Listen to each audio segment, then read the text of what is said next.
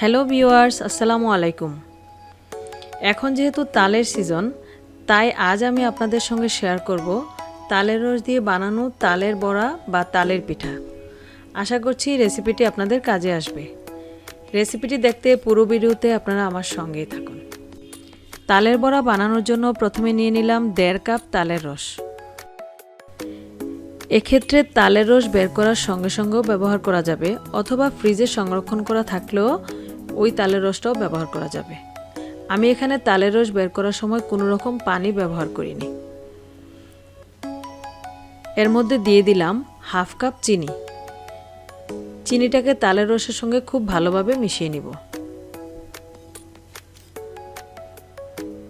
চিনিটা দেওয়ার পর কিন্তু তালের রসটা আরও কিছুটা লিকুইড হয়ে আসছে। চিনিটা খুব ভালোভাবে মেল্ট হয়ে আসলে এর মধ্যে দিয়ে দিব 1 কাপ চালের গুঁড়া।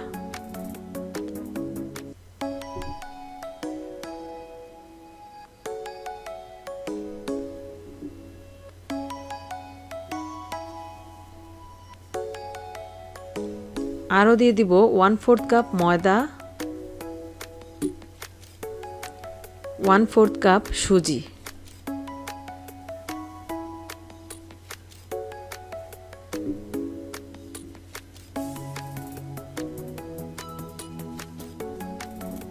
ওয়ান-4 চা চামচ বেকিং পাউডার। আরও দিয়ে দিচ্ছি 1/2 কাপ কোরানো নারিকেল। নারিকেলটা আপনারা আপনাদের পছন্দ মতো বাড়িয়ে কমিয়েও ব্যবহার করতে পারেন। এখন দিয়ে দিব সামান্য লবণ।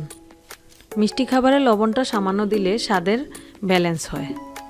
এবারে আমি সব কিছু খুব ভালোভাবে মিশিয়ে নিব। সব কিছু খুব ভালোভাবে মিশিয়ে নিয়ে দেখতে হবে ব্যাটারটা যাতে খুব বেশি পাতলাও না হয়ে যায়, আবার খুব বেশি ঘনও না হয়, কারণ খুব বেশি পাতলা হলে পিঠাটা নরম হয়ে যাবে। ব্যাটারের কনসিস্টেন্সিটা আপনাদের আসলে দেখেই বুঝে নিতে হবে।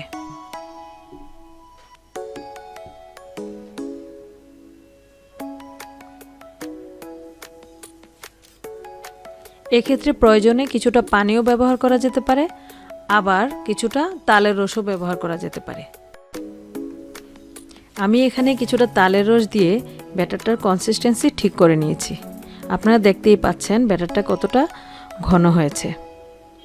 এখন এই ব্যাটারটাকে আমি ঢাকনা দিয়ে রেস্টে রেখে দিব আধা ঘন্টার জন্য।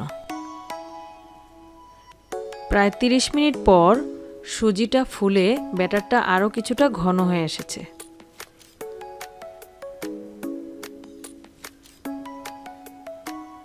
দেখতেই পাচ্ছেন ব্যাটারটা একদম ঠিকঠাক আছে। ব্যাটারটা ঠিক আছে কিনা এটা বোঝার জন্য আমি এখন হাত দিয়ে একটু শেপ করে নিচ্ছি। যখন হাত দিয়ে এরকম একটু গোল গোল মতো শেপ করা যাচ্ছে, তাহলে বুঝতে হবে যে ব্যাটারটা পারফেক্ট কনসিস্টেন্সিতে আছে। এখন চুলায় একটা প্যানে পর্যাপ্ত পরিমাণে তেল বসিয়ে গরম করে নিয়েছি। তেলটা গরম হয়ে আসলে চুলার আঁচ কমিয়ে আগে থেকে রেডি করা ব্যাটার থেকে কিছুটা হাতে নিয়ে গোল গোল করে তেলের মধ্যে দিয়ে দিব। যতটা সম্ভব গোল গোল করে দেওয়ার চেষ্টা করবেন, তাহলে পিঠাটা দেখতে ভালো লাগবে। এভাবে করে আস্তে আস্তে যতটা সম্ভব পিঠা দিয়ে দিচ্ছি।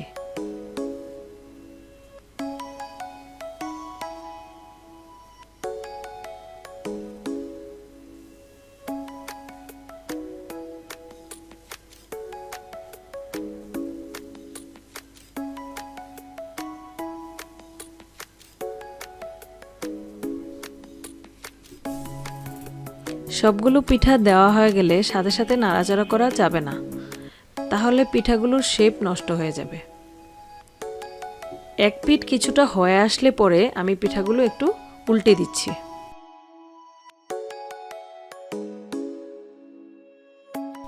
এই পিঠাটা ভাজার পুরোটা সময় কিন্তু চুলার আঁচ মিডিয়ামে রাখতে হবে, তাহলে পিঠাগুলো আস্তে আস্তে উপর থেকে লালচে হয়ে মুচমুচে হয়ে আসবে এবং ভিতর থেকে নরম ও সুস্বাদু হবে। পিঠাগুলো দেখতে যখন লালচে হয়ে আসবে, তখন বুঝতে হবে যে পিঠাটা হয়ে গিয়েছে। আমি একটা ছাঁকনির সাহায্যে পিঠাগুলো তেল থেকে উঠিয়ে নিচ্ছি। আমার এই পিঠার এক ব্যাচ হতে প্রায় 5 মিনিটের মতো সময় লেগেছে।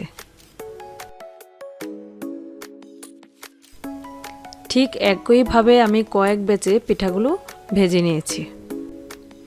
এবার চলুন একটা পিঠা ভেঙে আপনাদেরকে দেখিয়ে দিচ্ছি পিঠাটা ওপর থেকে কতটা মুচমুচে আর ভেতর থেকে কতটা সফট হয়েছে।